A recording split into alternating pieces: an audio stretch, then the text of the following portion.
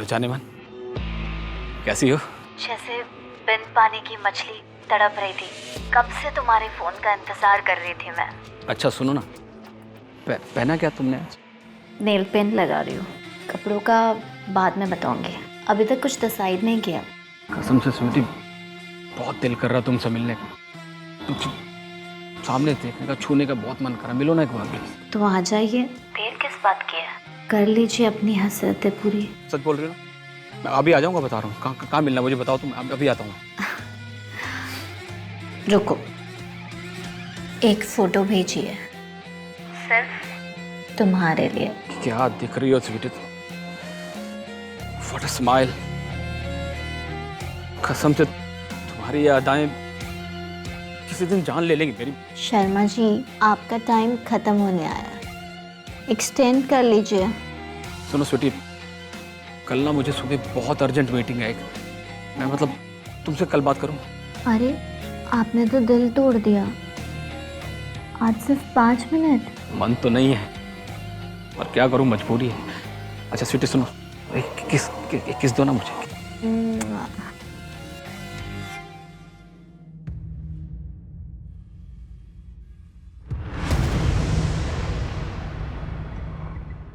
ऋषि, तुमने बुलाया था?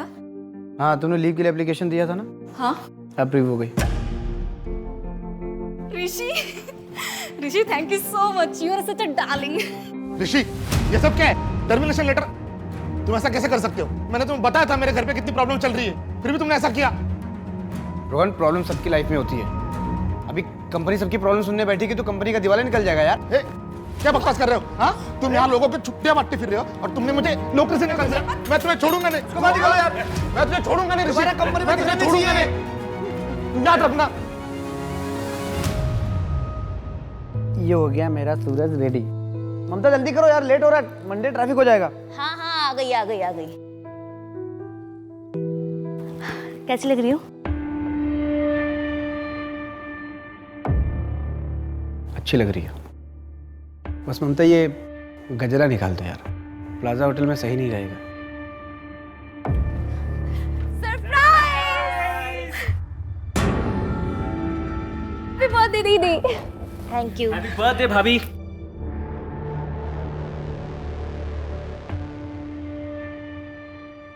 आप लोग कहीं जा रहे हैं क्या? हाँ, हम लोग बाहर डिनर पे जा रहे थे, एक्चुअली बड़ी मुश्किल से रिजर्वेशन मिला। हम कल कहीं और चले आएंगे, आज घर पे सेलिब्रेट करते हैं। आप कुछ ऑर्डर कर दीजिए ना प्लीज। चलो चलो अंदर चलो चलो। चलो चलो, आप बहुत अच्छी लग रही हैं। हाँ।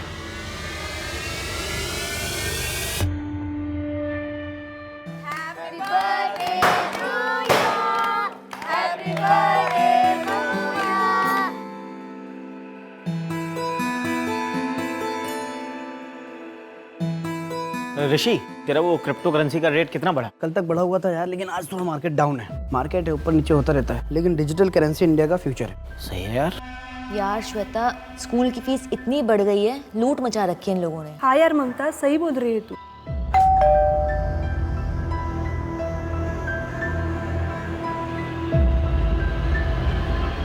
कहाँ है मेरी ब्यूटीफुल भाभी? भाभी, हैप्पी बर्थडे। Thank you. अच्छा, ये करण को कैसे पता चला तुम्हारा बर्थडे है? मुझे कैसे पता ऋषि? मैंने थोड़ा ना बताया है। सॉरी, मैंने तुम्हारा मूड खराब कर दिया। एक्चुअली करण को देखते ही ना मुझे गुस्सा आ जाता है। मुझे उस पर बिल्कुल भी भरोसा नहीं है। तुम्हारे पर पूरा भरोसा है। हर मर्द की ना यही फेवरेट लाइन होती है। मम्मी, मम्मी बचाओ, मम्मी, मम्मी, मम्मी बचाओ, मम्मी, उधर कोई तो है, मम्मी, मम्मी उधर कोई तो है, मम्मी, उधर कोई तो है, मम्मी। आपका बैग। मैं क्या सोच रही थी कि सूरज को ना आज स्कूल नहीं भेजते हैं, वो बहुत डरा हुआ है। हाँ ठीक है, मैं भी ऑफिस से जल्दी आने की कोशिश करूंगा। चलो मैं निकलता हूँ।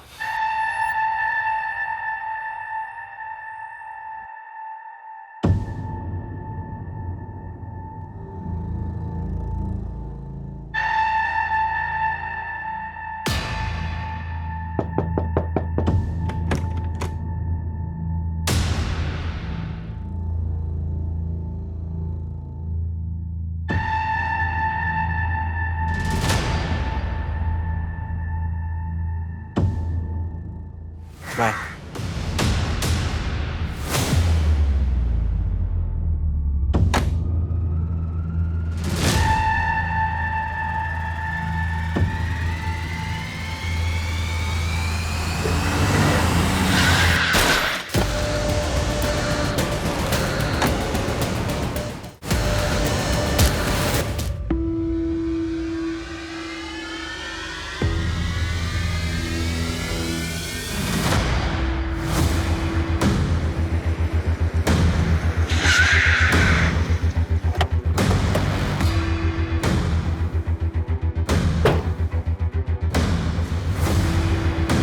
माथुर, कोई फाउल प्ले? नहीं मैडम, विक्टिम का नाम ऋषि व्यास था। एक काम करो, फैमिली को इन्फॉर्म कर दो और एक्सीडेंटल डेथ रिपोर्ट फाइल करो। Okay madam. मैडम, ऋषि की पोस्टमार्टम रिपोर्ट के मुताबिक उसकी मौत सर पे गहरी चोट लगने की वजह से हुई। लेकिन कार पे तो हमें कोई एक्सीडेंट के निशान नहीं मिले। इसका मतलब एक्सीडेंट इतनी फोर्सफुली नहीं हुआ कि ऑन द स्पॉट डेथ हो जाए। हाँ मैडम, अजीब बात तो है। और एक बात मैडम, ये ऋषि व्यास प्रीति पुष्कर का जीजा है। प्रीति पुष्कर समीर पुष्कर की वाइफ है नहीं? हाँ मैडम, प्रीति और ममता दोनों कजन से। कितने साल हुए इनकी शादी को? 5 साल।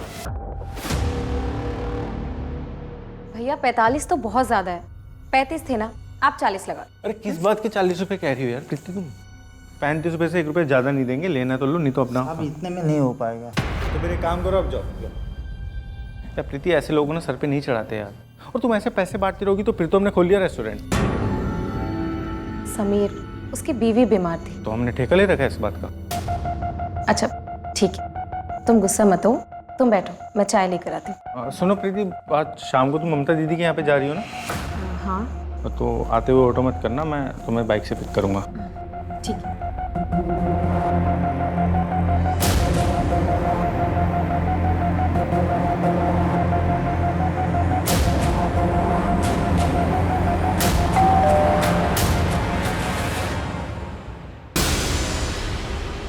समीर, अरे मटर मिले या नहीं? हाँ मिल गई। ना ना जल्दी, कब से ऋषि ने बोला मटर पनीर बनाने के लिए। चल अंदर चल, आजा आजा। आज तू बच गई। मैंने समीर को बोल दिया था कि मैंने तुझे मटर लेने के लिए भेजा हुआ है। तू समीर को सब सच क्यों नहीं बता देती? देख, ये सब करेगी ना तो तेरी शादी नहीं चल पाएगी। ये लीजिए आपकी चाय। Thank you. मैं क्या कह रहा था प्रीति, वो थोड़ा सा ना इस बार प्रॉब्लम हो गई है इस मंथ में। इस बार 20,000 रुपये हो पाए, थोड़ा मैनेज कर लो ना। सिर्फ 20,000? इतने में कैसे होगा? ऊपर से वो काम वाली बाई, उसे भी अपनी पगार बढ़ानी है। उसको क्यों बढ़ानी है पगार? उसने क्या किया ऐसा? बाकी जगह पे उसकी पगार बढ़ी हुई है, अगर हमने नहीं बढ़ाई ना तो वो काम छोड़कर चली जाएगी। एक काम करो, तुम उसकी पगार बढ़ा दो, इसमें थोड़ा मैनेज कर लो। नहीं हो पाएगा तो एफडी तोड़ देंगे, और क्या।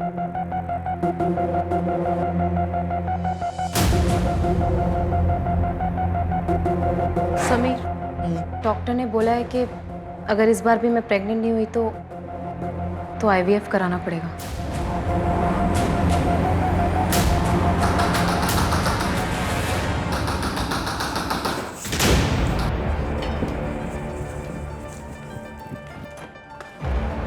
अरे समीर, वो माँ को हार्ट अटैक आया था। बगल वाले मिश्रा जी ने माँ को एडमिट किया है हॉस्पिटल में। मैंने मेरे पास जितने पैसे थे उतने मिश्रा जी को दे दिए, लेकिन तुझे तो पता है कि मेरे धंधे की हालत क्या है। या कल सुबह आ जाते, इतनी रात में। प्रीति क्या बोल रही हो? चुप रहो भैया, आपने ठीक किया। प्रीति एक काम करो, जो मैंने तुम्हें पैसे दिए वो जल्दी लेके आओ। जाओ जाओ ना, मुंह क्या देख रही हो? जल्दी जाओ ना यार।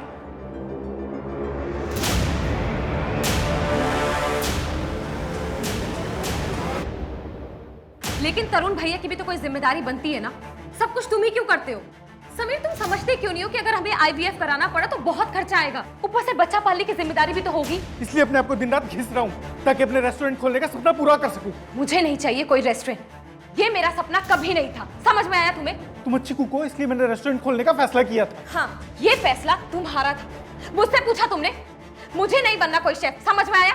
ठीक है, फिर मुझे भी नहीं करनी जॉब, नहीं रहना मुझे ऑफिस में, नहीं करना एक्स्ट्रा आवर्स काम, नहीं सुननी मुझे बॉस की गाली। करता हूँ ना मजबूरी में, नहीं करना चाहता हूँ। इतना अपसेट और डिप्रेस रहता हूँ, फिर भी जाके नाइट में स्टैंड अप कॉमेडी करता हूँ। क्यों? क्योंकि मुझे घर चलाना है। और एक बात याद रखना प्रीति, आगे से मेरे घर वालों को एक शब्द मत बोलना तुम बस। तुम्हारा भाई और तुम्हारी माँ दोनों ही तुम्हारा इस्तेमाल कर रहे हैं।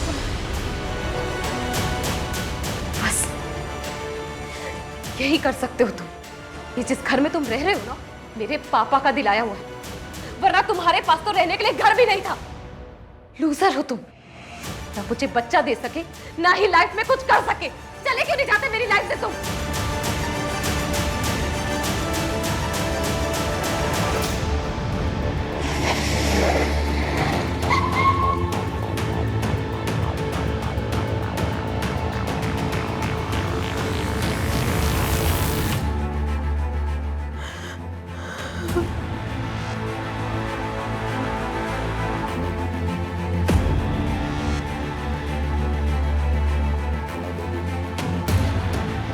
बॉडी पोस्टमार्टम के लिए भेजो। मैं समीर पुष्कर अपने पूरे होशो हवास में ये लेटर लिख रहा हूँ। मैंने अपने परिवार को खुश रखने की बहुत कोशिशें की, पर लाख कोशिशों के बावजूद मैं उसमें असफल रहा। शादी के 5 साल बाद भी मैं अपनी वाइफ को बच्चा नहीं दे पाया। शायद कमी मुझ में ही है, इसलिए मैं आत्महत्या कर रहा हूँ। इसका जिम्मेदार कोई और नहीं, सिर्फ मैं हूँ। प्रीति, तुम अपना ख्याल रखना। मैम, समीर ने एक दुकान रेंट पे ली थी, रेस्टोरेंट खोलने का काम चल रहा था और ऑफिस में भी उसका प्रमोशन होने वाला था, पर शायद पैसों की काफ़ी तंगी चल रही थी उसे।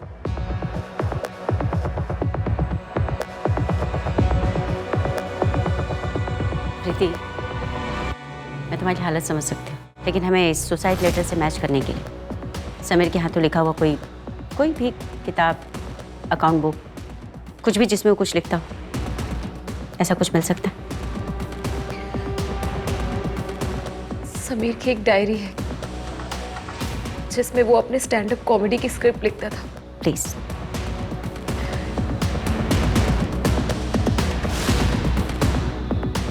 चलिए। मैडम, सुसाइड नोट की हैंडराइटिंग समीर की डायरी की हैंडराइटिंग से मैच हो गई है। इसका मतलब समीर वाकई में डिप्रेस था, इसलिए उसने सुसाइड कर लिया। हो सकता है मैडम, लेकिन पोस्टमार्टम रिपोर्ट के मुताबिक उसके ब्लड में ज़ेनाथ्रोल के ट्रेसेस मिले हैं, जो कि एक एंटी एंजाइटी ड्रग है। इसको लेने से ज़्यादा आदमी बेहोश हो सकता है या वर्स्ट केसेस में पैरालाइज हो सकता है, लेकिन मर नहीं सकता। ऐसा भी तो हो सकता है ना माथुर, कि समीर ने अपनी सुसाइड को इजी बनाने के लिए इन मेडिसिन का सहारा लिया। प्रीति से रिलेटेड कुछ मिला? मैडम, सुसाइड वाले दिन वो अपनी बहन ममता के घर पे थी, लेकिन इंटरेस्टिंग बात यह है कि प्रीति के मुताबिक वो हफ्ते में 3 दिन अपनी बहन के घर जाती थी, मंडे, वेंसडे और फ्राइडे।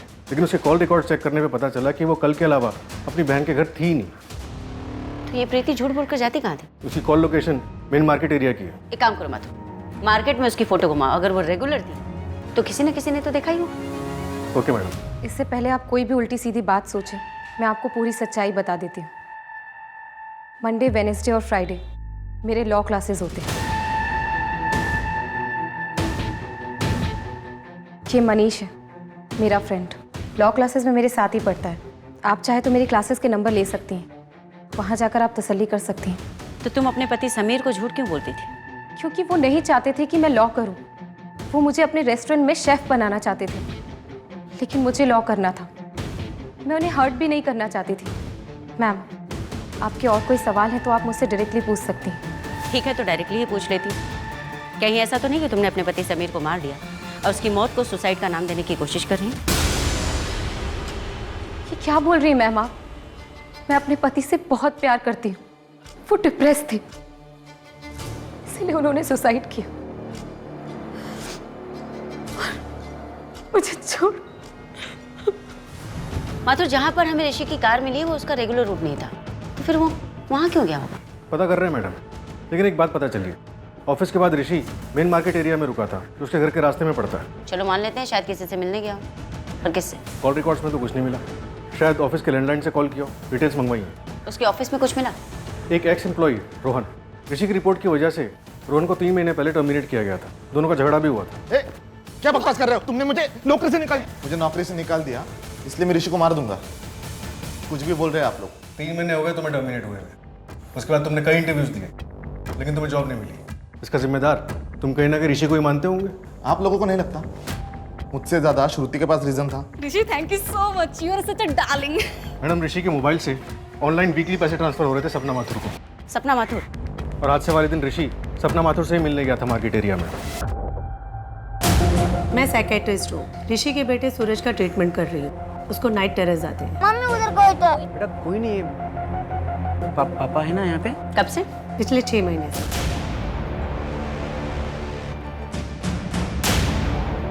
मैडम, रोहन सही कह रहा था। श्रुति ने ऋषि के खिलाफ सेक्सुअल हैरेसमेंट का केस फाइल किया था Rishi thank you so much, you are such a darling. और उसके 2 महीने बाद श्रुति को कंपनी से निकाल दिया गया। तो यार उसका एड्रेस ट्रेस कर रहे हैं, उसने शहर चेंज किया।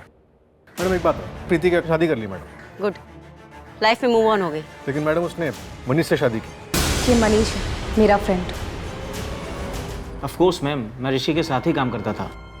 पूरे ऑफिस को पता था कि श्रुति ने कंप्लेंट की, लेकिन ऋषि का कहना था कि श्रुति ने उसे फेवर ऑफर किया था प्रमोशन के लिए। प्रथमेश, आप कंपनी में इवेंट कमेटी में भी थे, लेकिन श्रुति के कंप्लेंट करने के 2 महीने बाद आपने उसे रिजाइन करने के लिए कहा। हाँ, उसके पीछे एक वैलिड रीजन था। हाँ, मेरे हस्बैंड की डेथ ऑन ड्यूटी हुई थी। रेलवे डिपार्टमेंट में कंपेंसेशन के लिए ऑफिसर ने पहले मुझसे पैसे मांगे थे और फिर देखिए मैडम, मैं सच कह रही हूँ, ऋषि ने मेरे साथ जबरदस्ती करने की कोशिश की थी। ऋषि, तुमने बुलाया था? हाँ श्रुति, आओ बैठो। How are you? I am good. Good. ये रहा तुम्हारा प्रमोशन लेटर।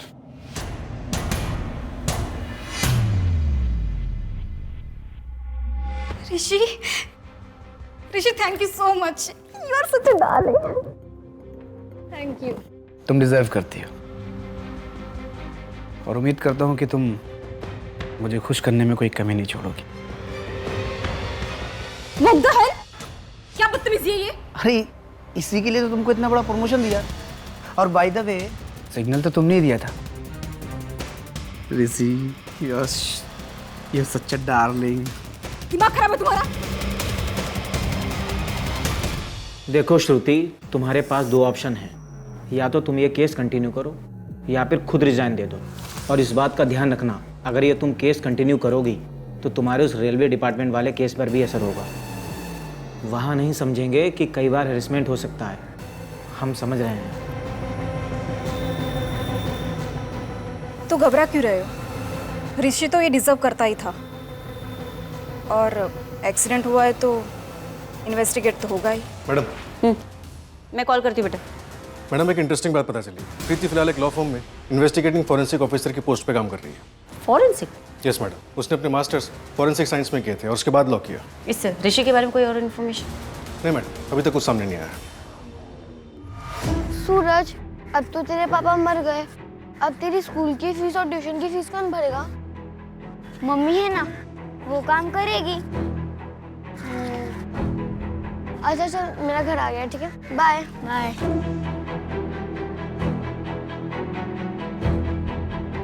तुम अकेले क्यों आई?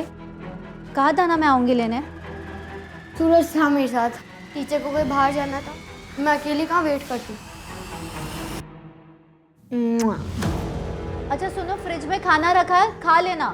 अब मैं 1 घंटे के लिए बाहर जा रही हूँ, दरवाजा मत खोलना। हाँ। इसका कितना मिलेगा? इसका तो सिर्फ 20,000 मिलेगा। ठीक है, चलेगा, दे दो।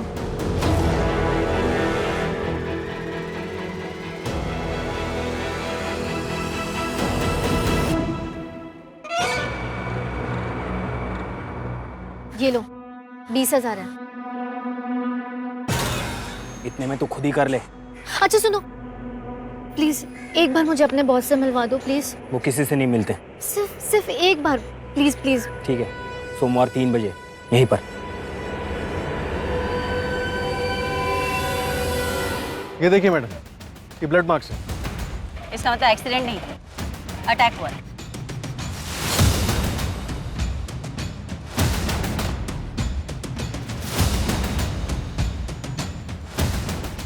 माथुर, यहाँ पर तो बहुत चहल पहल रहती है, किसी ने देखा कैसे नहीं? तब दोपहर का वक्त था मैडम, थोड़ा खाली रहता है। गाड़ी यहाँ पर रुकी होगी तभी ये टायर के निशान। यहाँ पर ऋषि पर अटैक हुआ होगा और फिर फाइनली यहाँ पर मर्डर। अगर ये सोची समझी साजिश है माथुर, तो कातिल बहुत ही शातिर है। पापा छोड़ो मुझे, छोड़ो पापा, प्लीज छोड़ो मुझे, छोड़ो पापा।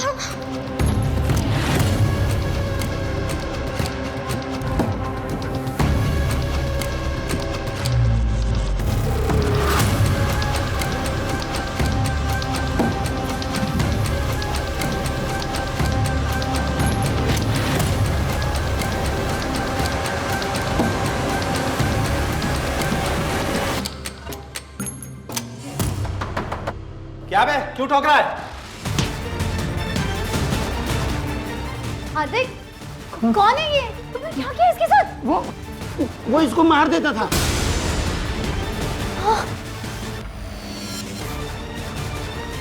बेटा बेटा उठो उठो, आँख खोलो। मैडम श्रुति का तो कुछ पता नहीं चला, लेकिन ऋषि और प्रीति के बीच एक लिंक मिला है। समीर की मौत के बाद तकरीबन 2 सालों तक ऋषि ने प्रीति के अकाउंट में पैसे ट्रांसफर किए थे प्रॉपर्टी का केस लड़ने के लिए। कैसी प्रॉपर्टी?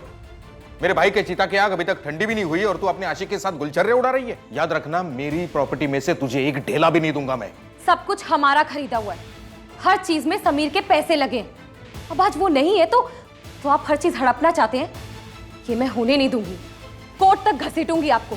तुझे जहां जाना है वहां जा, लेकिन मैं तुझे एक फूटी कौड़ी नहीं दूंगा प्रॉपर्टी में से।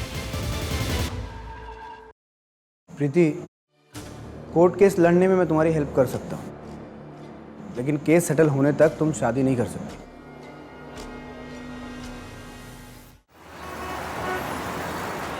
कसम से स्वीटी, हम आने जा रहा है। प्लीज एक बार मिल लो ना, एक बार। मैं तुमसे मिलने के लिए कुछ भी कर सकता हूँ, कुछ भी कर सकता हूँ। कुछ भी?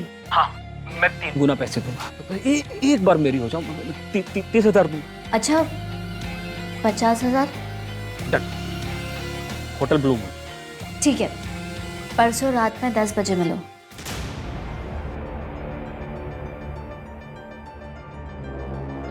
हार्दिक, फिर से? माँ को हार्ट अटैक आया है, बाईपास करना पड़ेगा, बहुत पैसे लगेंगे। तुम टेंशन मत लेना, सब ठीक हो जाएगा। मैडम, ऋषि क्रिप्टो करेंसी में ट्रेडिंग करता था। उसके लिए उसने टोटल 1.5 करोड़ रुपए उठाए थे। 90 लाख घर पे लोन से और 60 लाख दूसरे इन्वेस्टर से। इतनी बड़ी इन्वेस्टमेंट? पता करो किस किस से पैसे लिए थे। मैडम, 20 लाख तो उसने छोटे मोटे इन्वेस्टर से लिए थे और बाकी 40 लाख अपने ऑफिस के दोस्त प्रथमेश से। देख ऋषि, मुझे पता है क्रिप्टो करेंसी मार्केट बहुत ऊपर गया है, मुझे प्रॉफिट पे कम से कम 30% चाहिए। तेरा दिमाग खराब हो गया प्रथमेश। तूने मुझे 40 लाख रुपया दिया था, वो भी 10% इंटरेस्ट पे। अभी मार्केट में लॉस हो या प्रॉफिट, उससे तेरा कोई लेने देना नहीं है। क्यों नहीं लेना देना भाई? तूने जो प्रॉफिट कमाया ना, मेरे पैसों से कमाया है। क्या कर रहा है? हाँ, ये तेरा 40 लाख 10% इंटरेस्ट के साथ तेरे अकाउंट में आ गया। चेक कर, अभी तेरा मेरे साथ क्लियर। ठीक है?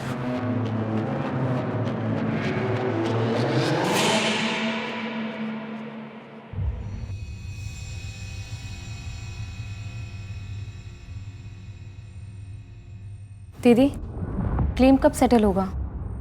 जब तक पुलिस इस केस को एक्सीडेंटल डेथ बोल के बंद नहीं कर देती। एक बार ये झंझट खत्म हो जाती तो इंश्योरेंस के पैसे मिल जाते और फिर घर चलाने में भी कितनी आसानी होती। हाँ, पर इन सब झंझटों की वजह से लगता है कि सब कुछ छोड़ दूँ। नहीं दीदी, बहुत बड़ी अमाउंट है ये, और फिर जीजू ने ये सब आप लोगों के लिए तो करवाया है ना। 1 करोड़ का लाइफ इंश्योरेंस? हाँ मैडम, लेकिन ये क्लेम अभी तक सेटल नहीं हुआ जब तक कि हम मर्डर को रूल आउट नहीं कर देते। मैडम, रोहन की सीडीआर रिपोर्ट से पता चला है कि लगातार वो एक नंबर से बात कर रहा है। कहाँ का नंबर है? दिल्ली का है मैडम। किसका? अर्चना मिश्रा के नाम से रजिस्टर्ड है। अर्चना मिश्रा? केस में नया ताश का पता कहाँ से आ गया? माथुर, तुम दिल्ली के लेंगे। Okay madam.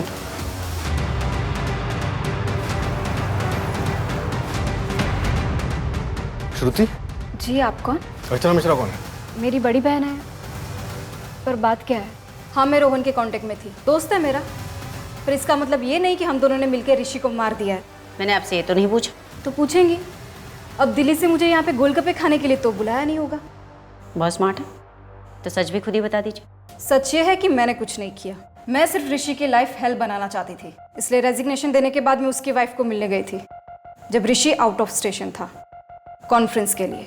ममता, मैं तुम्हें ये बताने के लिए आई हूँ कि तुम्हारा हस्बैंड एक नंबर का लीचड़ इंसान है। उसने मुझे हरास करने की कोशिश की और जब मैंने उसको मना किया ऑफिस। ये क्या है?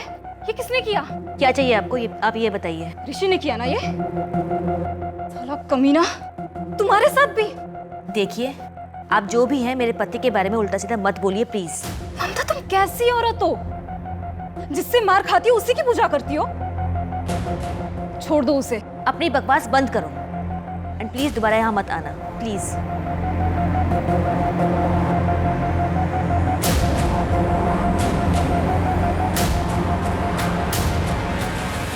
ऋषि ने मुझ पर सिर्फ एक ही बार हाथ उठाया था। क्या मैं जान सकती हूँ क्यों?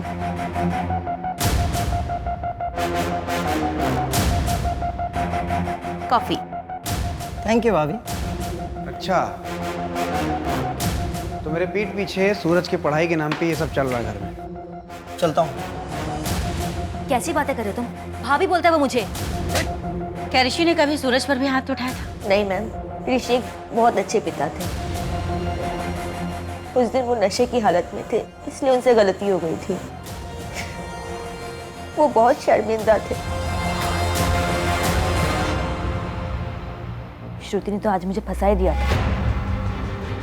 पर तुम टेंशन क्यों ले रही हो? तुमने कुछ किया है क्या? लड़की का नाम पता कुछ?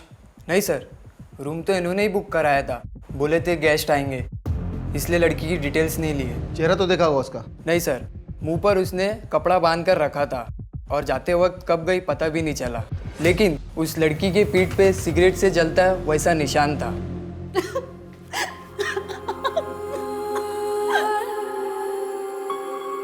मैडम, 4 लोगों का पता चला है जिनसे ऋषि ने कॉइन्स खरीदने के लिए पैसे उठाए थे। कौन कौन है वो?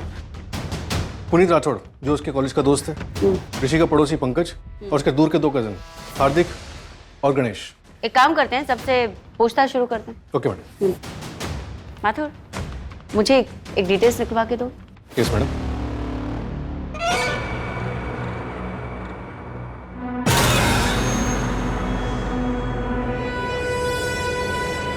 कहाँ है तुम्हारे बॉस? मुझे उनसे मिलना है। ये तुम बॉस हो? हाँ तो बोल, क्या काम था? देखो, मेरे पास सिर्फ 20,000 है। प्लीज मेरा काम कर दो। ए बेवकूफ औरत, मना किया था ना तुझे, इतने कम में नहीं होगा। मुझे लगा तू और पैसे लेकर आएगी। देख, कम से कम 1 लाख रुपए लेते हैं, तेरे लिए 50,000 कर देंगे। इससे कम नहीं होगा, जब होगा तब आना। ठीक है।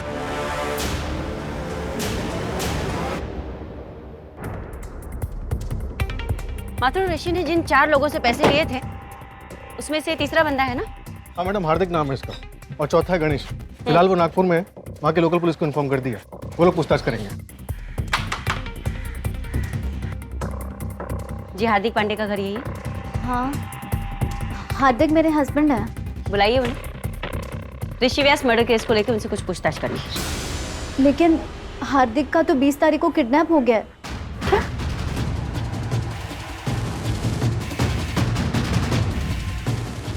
आपने पुलिस में कंप्लेंट नहीं लिखवाई? नहीं मैडम, वो लोग ने मुझे धमकी दी थी कि अगर मैंने पुलिस में कंप्लेंट की तो वो लोग मेरे पति को जान से मार देंगे। किडनैपर ने आपको बड़ी मार्केट के पीछे कच्ची वाली सड़क पर पैसे लेकर बुलाए हैं ना? डोंट वरी, हमारी टीम वहाँ पर पहले से तैनात रहेगी। मैडम, मैंने तो पैसे दे दिए हैं। क्या?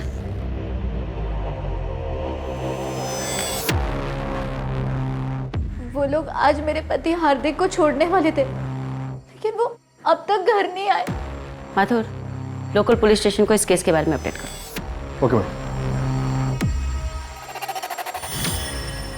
क्या हार्दिक का कनेक्शन पहले किसी मर्डर केस में था? जी मैडम, जगत शर्मा नाम था विक्टिम का। वो एक मल्टीनेशनल कंपनी में काम करता था। छानबीन करने में ये पता चला कि जगत किसी ड्रीम गर्ल नाम की साइट का कस्टमर था और ये ड्रीम गर्ल साइट हार्दिक के नाम रजिस्टर थी। ये तो हनी ट्रैपिंग का केस है। हाँ मैडम, एक लड़की ने मर्डर किया था। हालांकि होटल का कोई भी स्टाफ उसका चेहरा नहीं देख पाया क्योंकि उस लड़की ने अपना मुंह कपड़े से ढका हुआ था। हार्दिक का IP एड्रेस हम ट्रैक कर ही रहे थे कि उसके पहले ही उसका किडनैप हो गया। माथुर, इस हार्दिक का नाम हमारे यहाँ ऋषि मर्डर केस में भी है और वहाँ जगत शर्मा मर्डर केस में भी। हम उससे सवाल करने वाले होते हैं और वो किडनैप हो जाता है। कहीं ऐसा तो नहीं कि कोई हमें गुमराह करने की कोशिश कर रहा है? मैडम, आप कहना चाहती हैं कि हार्दिक की किडनैपिंग फेक थी? हाँ, प्रीति बोल रही हूँ। मिलो ना एक बार।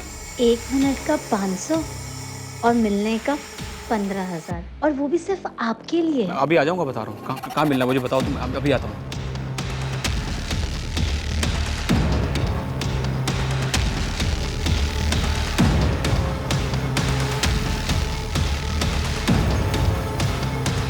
मैडम, हार्दिक की लास्ट बात उसकी वाइफ से यानी कविता से हुई थी।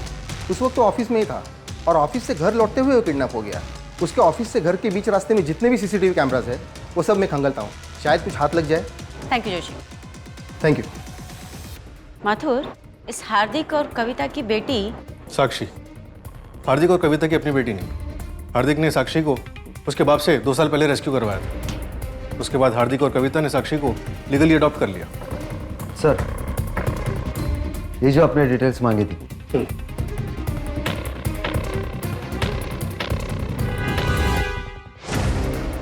मैडम,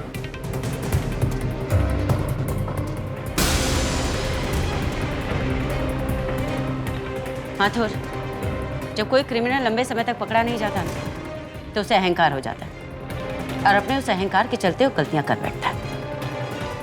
हमें उस सही वक्त का इंतजार करना है कि वो गलती करे और हम उसे तब पूछें। हाय साक्षी। अच्छा सुनो, मैं 1 घंटे के बाद तुम दोनों को लेने आऊंगी, लेकिन अकेले घर मत आना, ठीक है?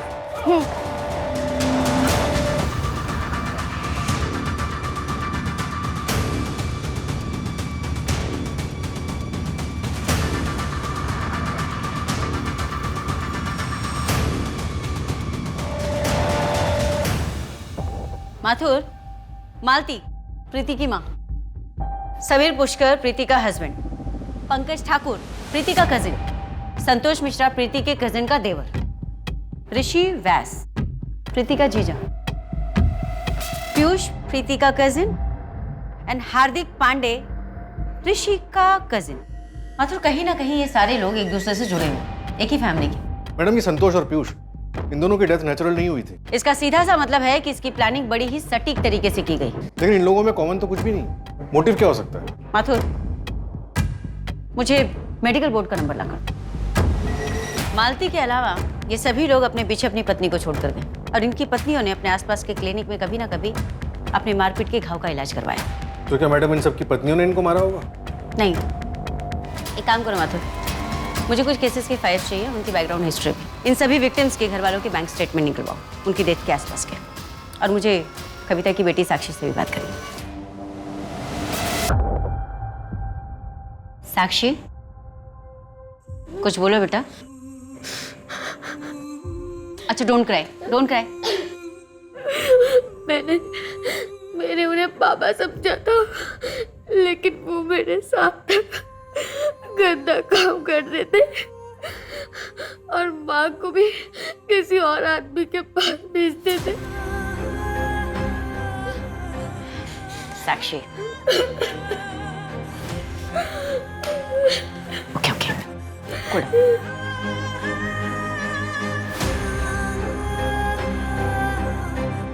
रुक, ये किसने किया?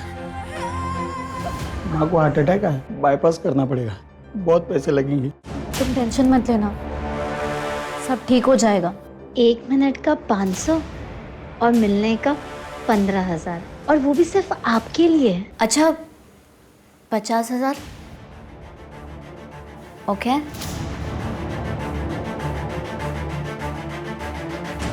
कल की बुकिंग है, मोटी पार्टी है, 50,000 मिलेंगे। देखो, तुम जो बोलोगे ना वो सब मैं कर लूंगी।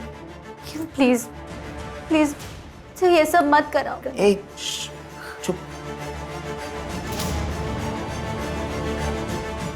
तुम रुको, मैं भी आता हूँ।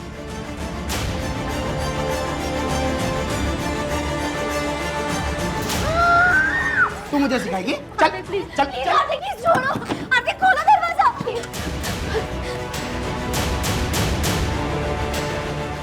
अब सोच ले तू, अगर कल तू नहीं जाएगी ना तो ये जाएगी। नहीं, साक्षी नहीं, मैं जाऊंगी। हाँ पक्का मैं जाऊंगी, प्लीज उसे छोड़ दो। Good girl. चल।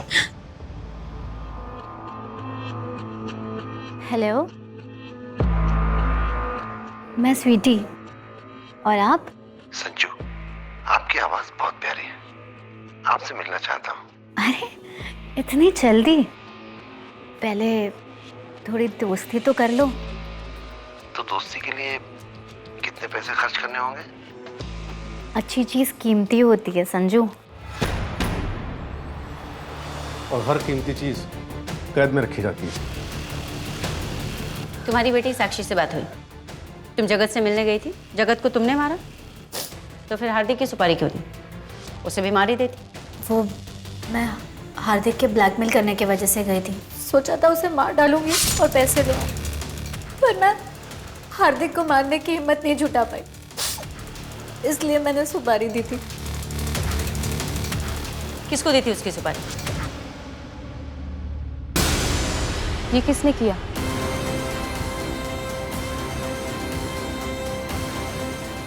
ये मेरे पति ने किया। मेरी बेटी के शरीर पे भी ऐसे जख्म दिखेंगे। तुम मुझे 10,000 कम देना, लेकिन उस हार्दिक कमीने को मैं तड़पा तड़पा के मारूं। मुझे माफ कर दो।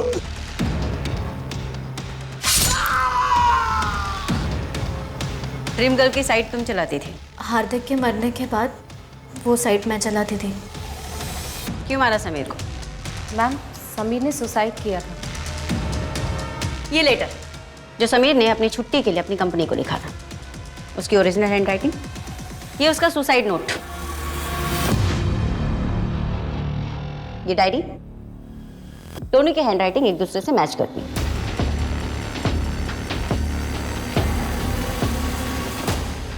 तुम सोच रहे हो कि हमें कैसे पता चला?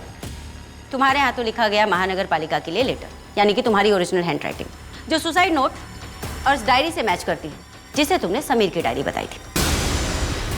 जब हमें पता चला कि तुमने फॉरेंसिक में मास्टर्स किए, तो हमने अपनी इन्वेस्टिगेशन के दायरे बदल दिए। अब बताओ समीर को क्यों मारा? और ऋषि को भी तुमने ही मारा ना? वो तो अच्छा इंसान था ना? अच्छा इंसान? ऋषि शराब के नशे में मुझे हर रोज पीटता है। प्रीति, मुझे उससे छुटकारा चाहिए। मैं तुम्हें 4 लाख तक दूंगी। जिस तरह से तुमने अपने पति से छुटकारा पाया है, मुझे भी दिला दो प्लीज।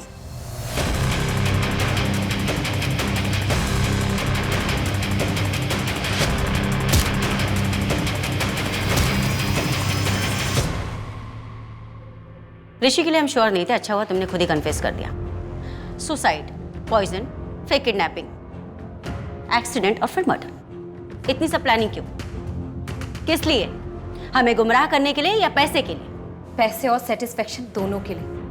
सोशल सर्विस कर रही थी मैं। ऐसे पतियों को जीने का कोई हक नहीं जो अपनी पत्नियों पर जुल्म ढाते हो। तो तुम in house husband killer. Domestic violence गलत है, लेकिन उसके लिए कानून व्यवस्था है। उनके खिलाफ केस हो सकता है, कानून उन्हें उनकी सजा देता। तुम होती कौन हो? डोमेस्टिक वायलेंस के कितने अपराधी जेल में रहते हैं मैडम। कानून हाथ में लेना इंसाफ नहीं होता प्रीति।